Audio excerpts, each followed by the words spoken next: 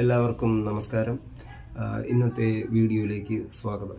അപ്പോൾ ഇന്ന് നമ്മൾ സംസാരിക്കാൻ പോകുന്ന വിഷയം it's about self respect and how to escape from others control. അതായത് സ്വയം മാന്യതയും എങ്ങനെ മറ്റുള്ളവരുടെ നിയന്ത്രണത്തിൽ നിന്നും മോചിതനാവുക, അല്ലെങ്കിൽ എങ്ങനെ മറ്റാരാലും നമ്മളെ നിയന്ത്രിക്കപ്പെടാതിരിക്കുക എന്നത്. അത് പലപ്പോഴും നമ്മൾ പോലും അറിയാതെ തന്നെ നമ്മൾ ആ ഒരു ലൂപ്പിനകത്ത് അകപ്പെട്ടു പോകാൻ സാധ്യതയുള്ളതാണ്. എനിക്കും അങ്ങനെ ഒരുപാട് അനുഭവങ്ങളുണ്ട്. ജീവിതത്തിൽ നമുക്ക് ലഭിക്കാവുന്ന ഏറ്റവും വലിയ സമ്പത്ത് എന്ന് പറയുന്നത് പണമോ പ്രശസ്തിയോ അധികാരമോ അല്ല, അത് നമ്മുടെ സെൽഫ് റെസ്പെക്റ്റ് തന്നെയാണ്. അതായത് സ്വയം മാന്യത, സെൽഫ് ഇൻറ്റഗ്രിറ്റി. ഏതൊരു സാഹചര്യത്തിലും നമ്മുടെ ഒരു വാല്യൂസ്, മൂല്യങ്ങളും സത്യങ്ങളും നമ്മൾ വിട്ടുകൊടുക്കാതെ നിലനിർത്തുന്നത് തന്നെയാണ് ഇതിലെ വളരെ ഏറ്റവും പ്രധാനപ്പെട്ട ഒരു കാര്യം. കാരണം പല മേഖലകളിലും നമ്മുടെ ജോലി, അല്ലെങ്കിൽ പഠനം, ഇങ്ങനെയുള്ള, അല്ലെങ്കിൽ വീട്, നാട്ടുകാർ, അല്ലെങ്കിൽ നമ്മുടേതായിട്ടുള്ള ഈവൻ ഈ ഫ്രണ്ട് സർക്കിൾ എന്ന് പറയുന്ന അതിൽ ഏതൊരു മേഖലയിലായാലും നമ്മുടെ തീരുമാനങ്ങളും നമ്മുടെ വാല്യൂസും എത്തിക്സ് ഇതെല്ലാം നമ്മളെ പലവിധമായിട്ടുള്ള രീതിയിലും ചോദ്യം ചെയ്യുവാൻ സാധ്യതയുള്ള ഒരു കാര്യമാണ്.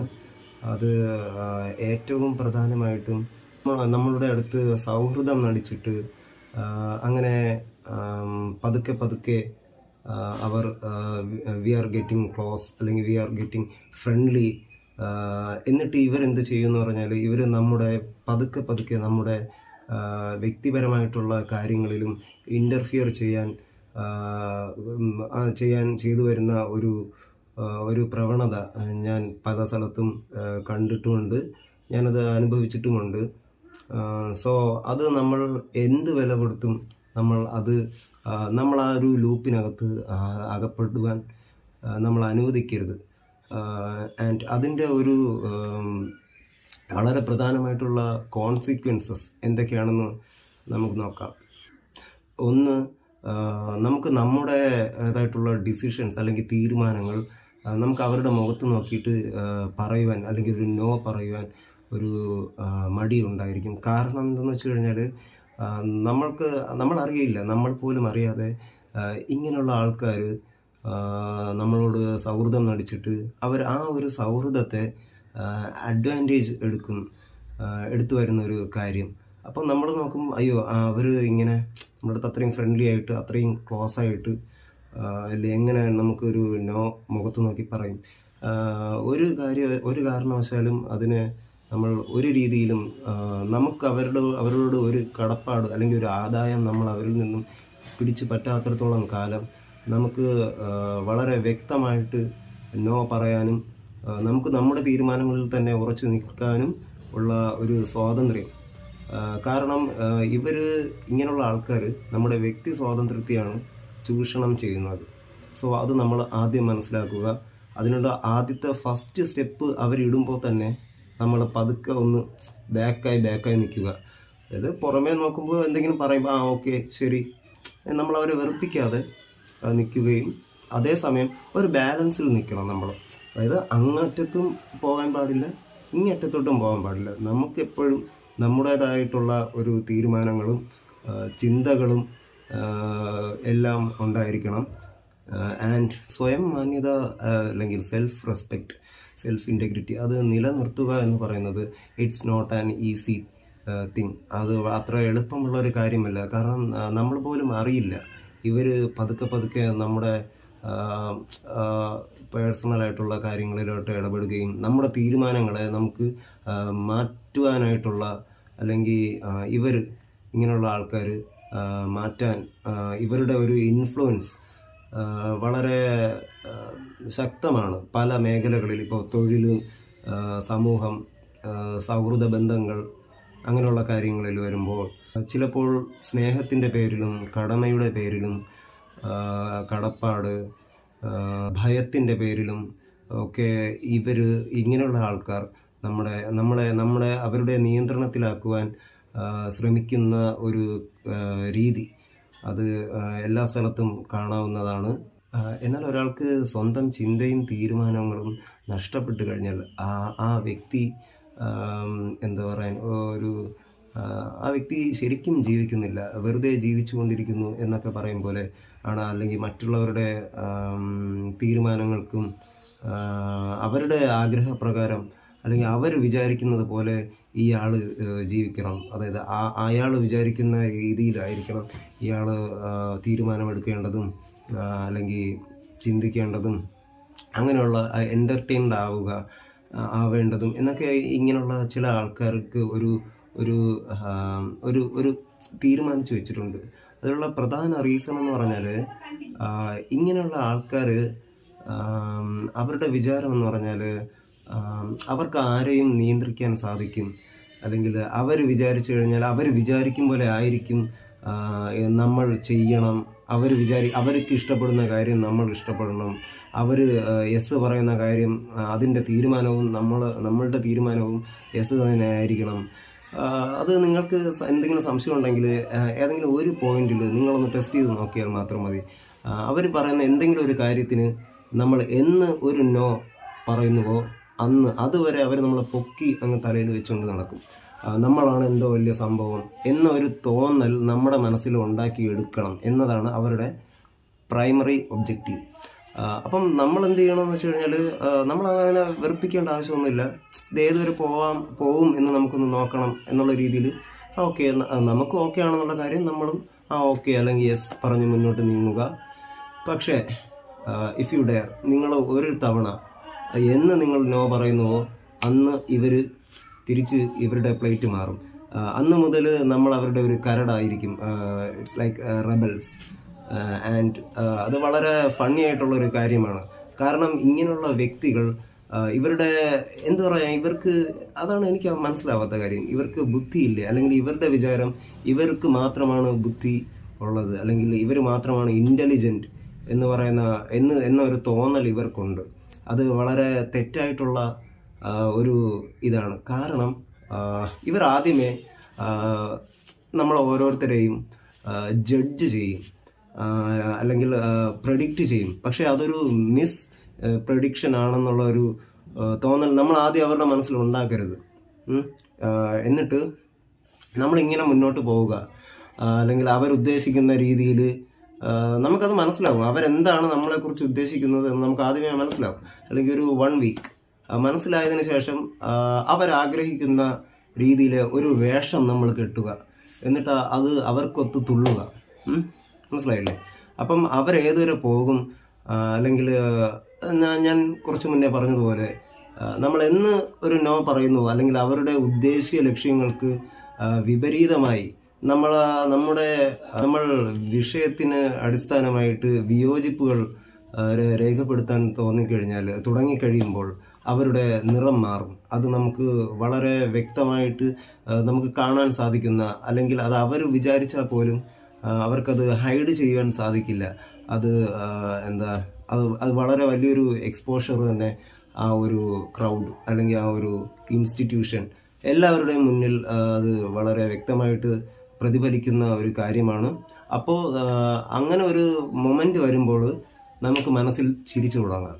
മറ്റുള്ളവരുടെ നിയന്ത്രണത്തിൽ നിന്നും മോചിതനാവുക എന്ന് പറയുന്നത് ഒരിക്കലും ഒരു അഹങ്കാരമോ ഒന്നുമല്ല. മറ്റുള്ളവരിൽ നിന്നും ലഭിക്കുന്ന സജഷൻസ്, ഉപദേശങ്ങൾ, ഇൻസ്ട്രക്ഷൻസ്, ഒപ്പീനിയൻസ്, ഇതൊക്കെ അവരുടെ പേഴ്സണലായിട്ടുള്ള വ്യക്തിപരമായിട്ടുള്ള ചിന്തകളിൽ നിന്നും നമുക്ക് തരുന്ന കാര്യങ്ങളാണ്. ഇതൊന്നും കേട്ടപടി അതുപോലെ നമ്മൾ ചെയ്യരുത് ഒരിക്കലും. അപ്പം അങ്ങനെ ചെയ്യുന്നിടത്താണ് നമ്മുടെ പതനത്തിൻ്റെ തുടക്കം. അപ്പോൾ നമ്മൾ ഇങ്ങനെ നമുക്ക് ലഭിക്കുന്ന ഒപ്പീനിയൻസും കാര്യങ്ങളും എല്ലാം നമ്മൾ കേൾക്കുക. ബട്ട് അത് നമ്മൾ സ്വീകരിക്കണോ വേണ്ടയോ എന്നത് നമ്മൾ ചിന്തിച്ചിട്ട് മാത്രമേ അത് നമ്മൾ സ്വീകരിക്കാവൂ. നമുക്കിപ്പോൾ പൊട്ടൻഷ്യലി റിസ്കി ആയിട്ടുള്ള കാര്യങ്ങളൊന്നും നമ്മൾ ചിന്തിക്കണം. ഒരു മിനിറ്റ് അല്ലെങ്കിൽ ഒരു 2 സെക്കൻഡെങ്കിലും അറ്റ്ലീസ്റ്റ് ഒരു മറുപടി പറയുന്നതിന് മുന്നിൽ ഒന്ന് ഹോൾഡ് ചെയ്തിട്ട് നമ്മളൊന്ന് ചിന്തിക്കുക. ഇതിനെന്തൊക്കെ പോസിബിലിറ്റീസ് ഭാവിയിൽ ഉണ്ട്, അല്ലെങ്കിൽ ഇത് ഏതൊക്കെ, നമ്മൾ എന്തൊരു കാര്യം കേൾക്കുമ്പോഴും അല്ലെങ്കിൽ നമ്മൾ പറയാൻ തുടങ്ങുമ്പോഴും ഒരു സെക്കൻഡ് ഒന്ന് ഹോൾഡ് ചെയ്തിട്ട് നമ്മൾ അതിൻ്റെ രണ്ട് വശങ്ങൾ നമ്മൾ ചിന്തിക്കണം.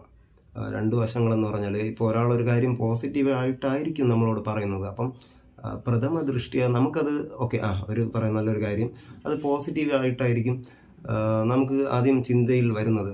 പക്ഷേ നമ്മൾ അതിൻ്റെ നെഗറ്റീവ് സൈഡിലോട്ടും കൂടെ ഒന്ന് ചിന്തിച്ച് നോക്കണം. അതായിരിക്കും നമ്മുടെ ഒരു വെൽ വിഷർ തന്നെ ആയിരിക്കും. എന്നിരുന്നാൽ പോലും അതിൻ്റെ പിന്നിലുള്ള അവർക്ക് എന്തെങ്കിലും അഡ്വാൻറ്റേജ് അതിൽ നിന്നും കണ്ടിട്ടാണോ അവരത് നമ്മളോട് പറയുന്നത്? അതായത് അതിൻ്റെ പിന്നിൽ അവർക്ക് എന്തൊക്കെ ലാഭം അല്ലെങ്കിൽ അങ്ങനെയുള്ള കാര്യങ്ങൾ അത് നമ്മൾ ചിന്തിക്കാൻ ശ്രമിക്കുക.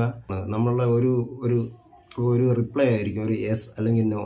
ഇപ്പോൾ ഒരാളൊരു കാര്യം പറയുമ്പോൾ നമ്മളൊരിക്കലും ഒരു സമ്മർദ്ദത്തിൻ്റെയോ ഭയത്തിൻ്റെയോ കടമയുടെയോ നമ്മൾ പറയാറില്ലേ കമ്മിറ്റ്മെൻറ്റ് അല്ലെങ്കിൽ duties, responsibilities, it's your duty, do your duties എന്നൊക്കെ പറയും പോലെ. അപ്പം അതിൻ്റെയൊക്കെ ഒരു അടിസ്ഥാനത്തിൽ നമ്മൾ ചാടിക്കയറിയൊന്നും ചെയ്യാതിരിക്കുക. അറ്റ്ലീസ്റ്റ് കുറഞ്ഞത് നമുക്ക് ഞാൻ ശരിയാണ്, ഞാനൊന്ന് ആലോചിച്ചിട്ട് ചെയ്യാം, അങ്ങനെ നമ്മൾ കുറച്ച് ടൈം നമുക്ക് വേണം. അവർ എന്ന് പറയുമ്പോൾ ഇങ്ങനെ പ്രഷർ ചെയ്തുകൊണ്ടിരിക്കും ഇങ്ങനെയുള്ള ആൾക്കാർ. അപ്പം ആ ഒരു പ്രഷറിൽ നമുക്ക് ചിന്തിക്കാനുള്ള ഒരു ഗ്യാപ്പ് പോലും തരാതെ അവരുദ്ദേശിക്കുന്ന കാര്യം നേടിയെടുക്കാൻ ശ്രമിക്കുന്നത് it's an easy thing for them. So അങ്ങനെ നമ്മൾ അതിനനുവദിക്കരുത്. അങ്ങനെ ചെയ്തു കഴിഞ്ഞാൽ നമ്മൾ അവരുടെ അടിമയായി എന്നവർക്കൊരു തോന്നൽ അവർക്ക് ലഭിക്കുകയും സ്വാതന്ത്ര്യം വിൽക്കുകയാണെങ്കിൽ നമുക്ക് നമ്മളെ തന്നെ നഷ്ടമാകും. നമ്മൾ സ്വയം ഒന്ന് ഇരുത്തി ചിന്തിച്ച് നോക്കിക്കഴിഞ്ഞാൽ നമുക്ക് അതിൻ്റെ ഒരു ക്ലിയർ പിക്ചർ നമുക്ക് ലഭിക്കുന്നതാണ്. മറ്റുള്ളവർ വിചാരിക്കും പോലത്തെ ഒരു വ്യക്തിയായി കഴിഞ്ഞാൽ നമുക്ക് നമ്മുടെ ജീവിതത്തിൻ്റെ അർത്ഥം തന്നെ അവിടെ നഷ്ടമാകുന്നത് ഒരു ഫാക്റ്റാണ്. അത് മാത്രമല്ല, നമുക്ക് നമ്മളെ തന്നെ നഷ്ടപ്പെടും. നമ്മുടെ ഒരു സെൽഫ് ഐഡൻറ്റിറ്റി എന്നൊക്കെ പറയില്ലേ. ഇപ്പം നമ്മൾ പലപ്പോഴും ഉറങ്ങാൻ കിടക്കുമ്പോഴും തനിച്ചിരിക്കുമ്പോഴും നമ്മൾ ആലോചിക്കുമ്പോൾ നമുക്ക് മനസ്സിലാവും, ദേ ആർ യൂസിങ് മീ, അല്ലെങ്കിൽ they were using me, they were manipulating me, അല്ലെങ്കിൽ manipulating us, they are taking advantage, എന്താ പറയുക, in the sense of friendship അല്ലെങ്കിൽ റെസ്പോൺസിബിലിറ്റി, കമ്മിറ്റ്മെൻറ്റ്. അപ്പം അത് നമുക്ക് ആദ്യമൊന്നും അങ്ങനെ ഒരു പ്രശ്നം ഉണ്ടാവില്ലായിരിക്കും. ഇത് ശരിക്കും പറഞ്ഞാൽ ഒരു ഈഗോയോ ഒന്നുമല്ല. നമ്മുടെ സെൽഫ് ഇൻറ്റഗ്രിറ്റി എന്ന് പറയുന്നത് അത് നമുക്ക് മാത്രമുള്ള ഒരു കാര്യമാണ്.